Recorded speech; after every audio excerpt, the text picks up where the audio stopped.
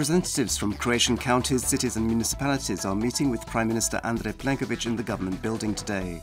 The aim of the meeting is to improve communication and define main priorities and future projects, as well as establish the guidelines for future cooperation. A demining technician was killed in an explosion in Zemunik at around 8:30 a.m. this morning. The 60-year-old Antun Alushinac, who had worked as a deminer for 16 years, was clearing mines from an area near Zadar's airport. An investigation is in progress. It's still not clear how it was possible for a van carrying 67 illegal migrants to enter Croatia. The van was stopped by police near the town of Novska last night, and the migrants found inside were in a very poor state of health. They were very cold and suffering from carbon monoxide poisoning.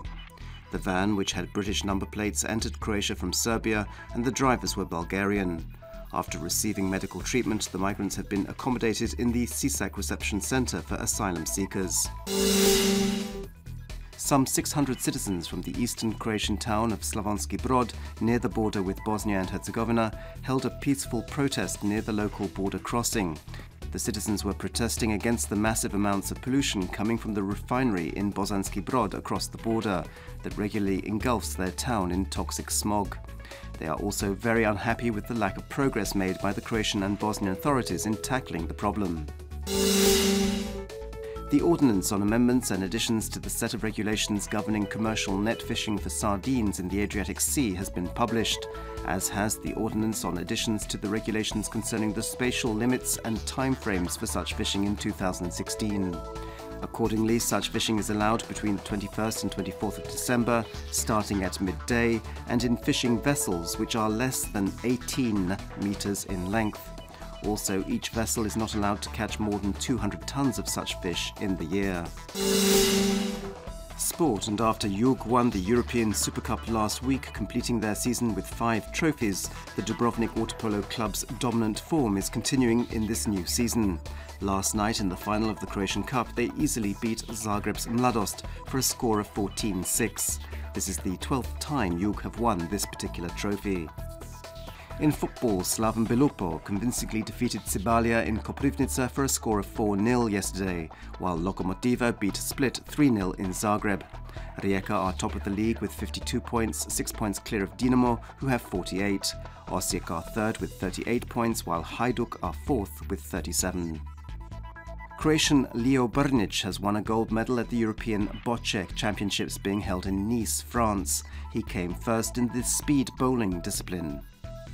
And in the regional ABA Basketball League, Zagreb's Cedevita defeated the Montenegrin side Budućnost 86-84 on Sunday. Also, Cibona beat the Bosnian side Igokea in Zagreb 84-61. This afternoon's forecast calls for cloudier weather on the coast where there could be some light rain. Inland, low-lying clouds and fog are expected, and there could also be some light precipitation, although there will also be sunny periods, especially at higher elevations. Winds inland will generally be weak, while on the northern coast there'll be a moderate northeasterly Bura wind. On the southern coast there'll be a moderate to strong southeasterly Jugo wind. Highest daily temperatures will be between -2 and +2 degrees Celsius inland, between 2 and 5 degrees in the mountains, and between 11 and 15 degrees on the coast. The next few days inland will remain pretty much the same, with partly or mainly sunny weather in mountainous areas. On the coast it'll be moderately cloudy on Tuesday, and there could be a little rain, mainly on the open seas. From Wednesday it'll be partly or mainly sunny, and the days will be relatively warm. On Tuesday there'll be a moderate northeasterly Bura wind on the northern coast and a moderate to strong southeasterly Jugo wind on the southern coast. From Wednesday there'll be a light westerly and northwesterly wind.